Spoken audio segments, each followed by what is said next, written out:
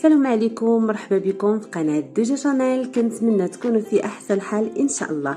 اليوم بغيت نشارك معكم طريقه فصاله السروال لارج بالمطاط في الحزام او لاستيك بطريقه سهله وبسيطه، واي وحده فينا ممكن انها تطبقه بكل سهوله.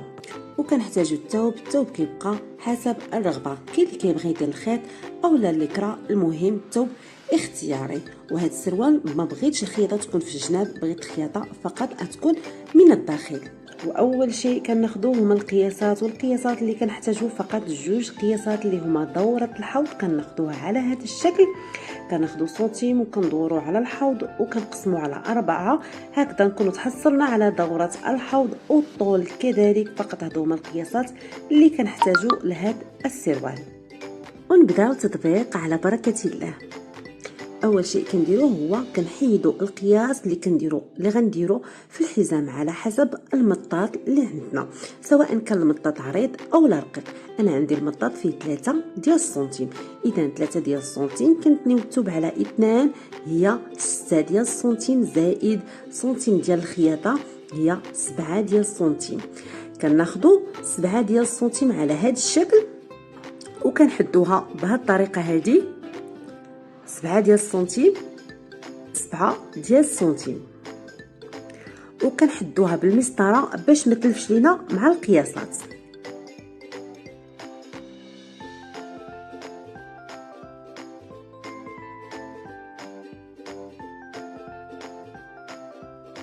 وكيف قلنا كنحتاجو دوره الخصر. عندي في دوره الخصر 28 سنتيم، ركزوا معايا 28 سنتيم. كنزيدو 3 ديال السنتيم كقاعده اساسيه، اذا كتجينا 31 سنتيم. كنحدو 31 سنتيم بهذا الشكل هذا، وكنزلو كذلك ب31 سنتيم كنحدوها كذلك. وبالنسبه للجهه المقابله كذلك كنحدو 31 سنتيم حتى كنحصلوا على مربع، وكنحدوه بالمسطره.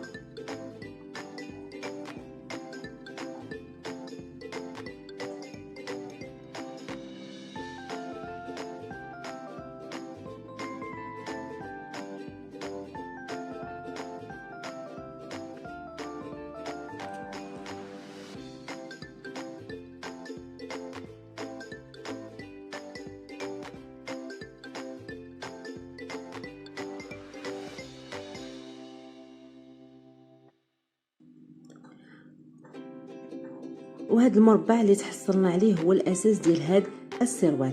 اذا نخرجوا الامام، وكذلك تبقى قاعده اساسيه كنزيدوا 4 ديال السنتيم. انا الثوب جاني هو هذاك، كنحدوا 4 ديال السنتيم بهذه الطريقه هذه نكونوا تحصلنا على الامام. كنقبطوا السنتيم بهذا الشكل هذا وكنقسموه على 2، وكنحدو وكنستعنوا بالبيروكي باش يساعدنا. كنقبطوا من النقطه ديال 4 سنتيم حتى النصف 31 اللي وجدنا، وكنحدوها وكنحدو القاعده ديال هذا السروال. هكذا نكونوا تحصلنا على الامام. وبالنسبه باش نتحصلوا على الخلف كنزيدوا 2 ديال السنتيم، كيولي عندنا في الخلف 6 ديال السنتيم وفي الامام 4 ديال السنتيم. وكنحدوها كذلك بهذا الشكل. هكذا نكونوا وجدنا الامام قاعده ديال السروال وكذلك الخلف. وبعد ما وجدنا الامام والخلف دابا غناخذوا القياس ديال الطول. عندي في الطول متر ديال السنتيم، نزيدوا عليها 3 ديال السنتيم ديال اللوغلي او العطفه،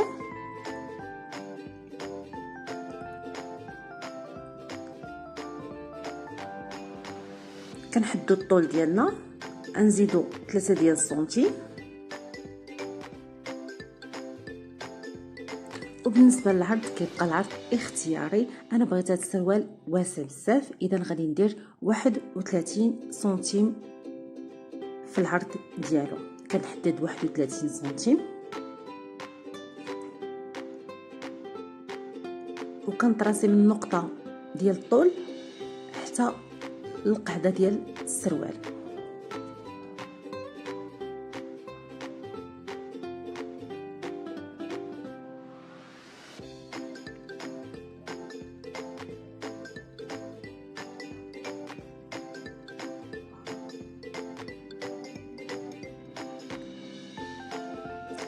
بعد ما حددنا الطول ديال السروال ديالنا،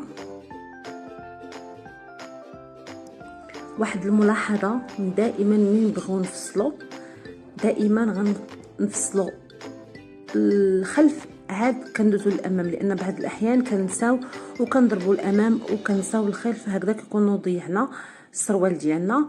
دائما كيف قلت لكم نفصلوا الخلف هو الاول، عاد كنحيدو دوك 2 سنتيم اللي زدنا ديال الامام.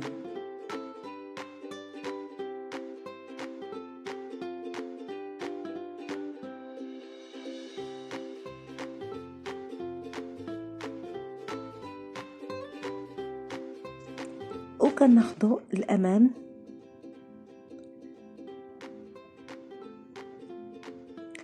بهذه الطريقه هذه، فقط الامام، وكنزلو بواحد 3 ديال السنتيم وكنحيدوها بهذا الشكل هذا.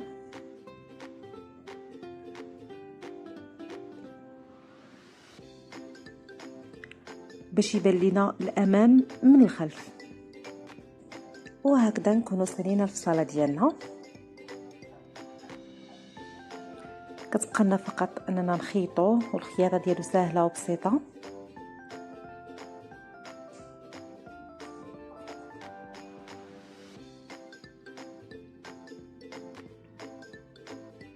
فقط كنجمعوا الخلف مع الخلف والامام مع الامام.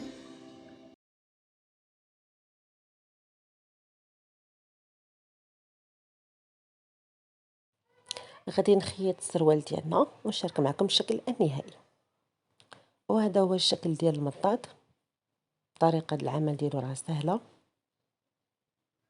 والسروال كيجي على هذا الشكل هذا. اي مبتدئه ممكن انها تخدمه وتخيطه بكل سهوله. الا عجبكم المحتوى ديالي ما تنساوش الاشتراك في القناه ودعموني بلايك باش يوصلكم دائما كل جديد. الى فيديو مقبل ان شاء الله، والسلام عليكم.